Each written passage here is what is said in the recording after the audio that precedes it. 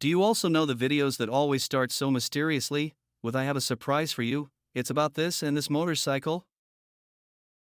And yet it's already in the video title all the time.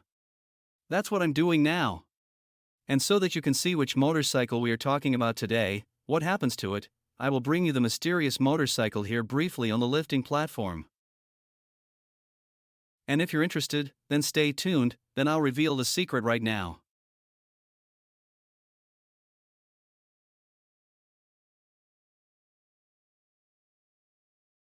The CF Moto 450MT.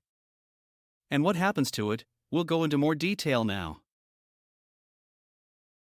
And with that, welcome my dear Enduro riders. Whether you're on the road or in gravel, you've come to the right place, and let's start with the CF Moto 450MT.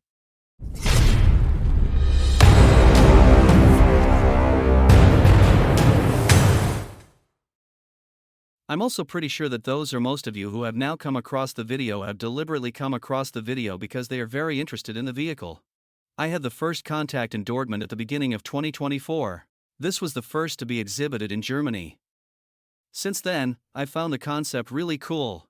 And yes, there are prejudices that people say, China bombers, that can't work. However, I assume that the Chinese manufacturers in particular are aware that they have a reputation on the European market or on the North American market that the quality is not good, and that is precisely why they are stepping on the gas. And I think you can see that in many points on the motorcycle. Let's get started. And look here how the footrests are processed. If I compare this with many other premium manufacturers, for example, they don't have rubber on them. They didn't process it so cleanly, especially everything in black. Well done. Foot pegs, yes, are standard foot pegs. Rubber can be taken out. They are okay in terms of size, but I would definitely upgrade again. Here, too, the brake lever is foldable. Also here in black, also a casting. Looks really high quality. The suspension is fully adjustable. It's all ready for the vehicle price range. We are talking about just under €6,000 plus transfer costs. Not necessarily series or normal.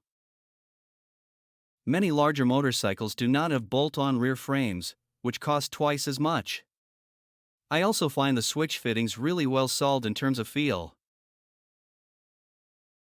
Again, the container, of course, I think that, as I said, you have to remember, it's €6,000 motorcycle. Here the cables are sheathed again, you also see very rarely. So I have something like that now at the GS, for example.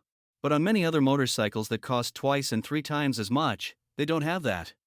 Especially things like this, foldable mirrors, that they are on, go quite tightly, but just that they are on, I think is awesome. Height adjustable windscreen, easy to use with your left and right hand. Great, really great. LED turn signals, also well done. In principle, I have to say, visually it reminds me a bit of the Tenera.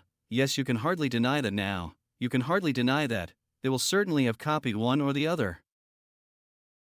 So also here shift lever, foldable, also everything made in black fine, so it's really nice. I also think the design, especially this gray black, is really good. We have already seen this in many videos, an ABS button directly, without having to go into the menu. If you come directly in, you can turn it on and off while driving. Not every motorcycle can do that either. So, USB socket with USB-A and USB-C. Look for that in the current models. Most of them still have either a normal cigarette lighter hole or USB-A. But USB-C is a rarity again, even with a super good dust cap. Yes, so you can hear it, I'm totally hyped about the motorcycle. Yes, it only has a few and 40 horsepower and you won't be able to drive a big rally with it now. My plans with it are also relatively manageable. I don't want to suddenly make the thing twice as expensive as it actually is. It will definitely get new decals, that's what we're doing today. The high seat has to be on the motorcycle, because it's too flat for me. Where am I actually filming? No, I didn't drink any, except a coffee. No shot in it either. Yes, as I said, I'll put the high seat on it, the pillion footrests come off, I don't need them. Here in the back the rear rack, I will also remove it, because I don't ride it with pillion and I'm also concerned with getting weight down a bit again. Navigation bracket will come up here, it's already there.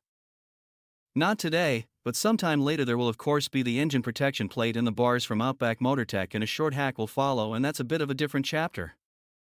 I will soon start another brand with more attachments, more focused on license plate holders and navigation mounts. A bit completely different from what you know so far.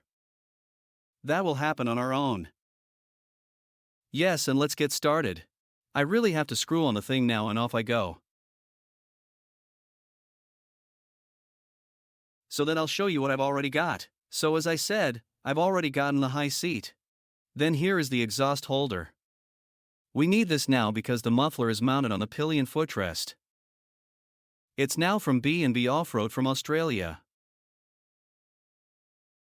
This will be very Australian, because also here the stickers from SKDA or SKDA, no idea how I pronounce it.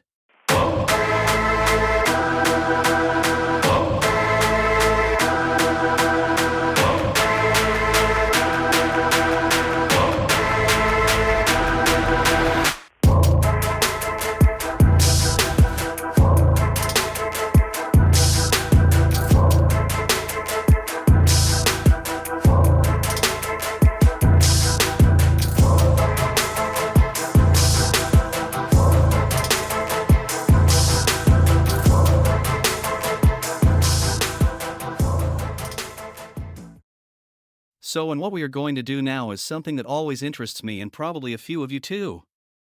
These are the parts that remain. These are the parts that come out.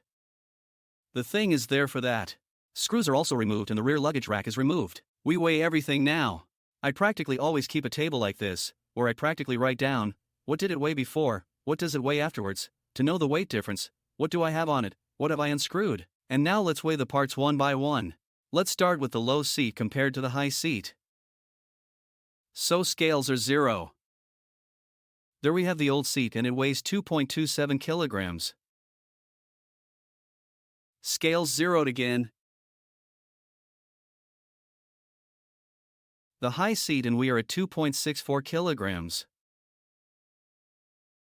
So, then the pillion pegs that we remove, including the 2 screws that are no longer needed, we are at 1.38 kilograms.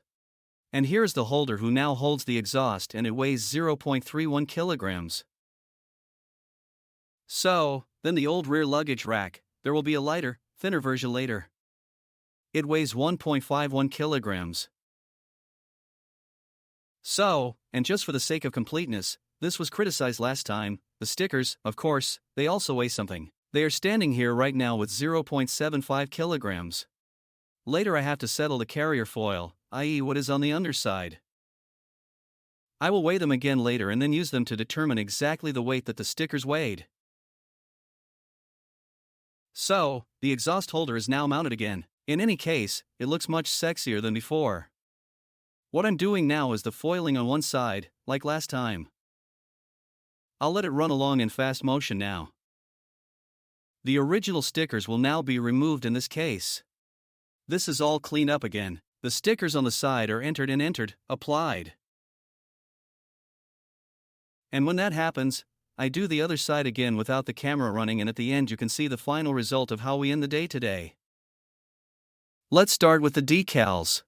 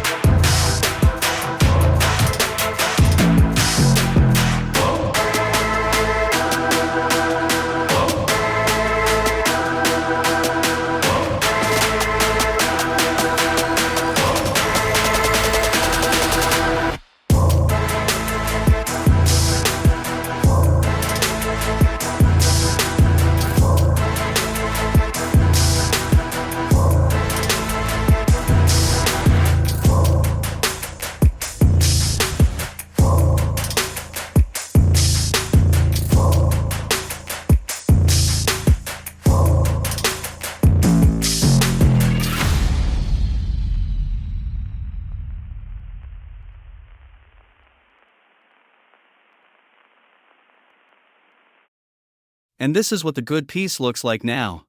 As always, I find a few stickers and the look of such a motorcycle changes immediately. And at this point again, the tip for all those who somehow buy sticker sets: don't buy just any cheap stuff. If you buy good foils, then you really always have super tight overhangs, and that really looks more like it comes from the factory.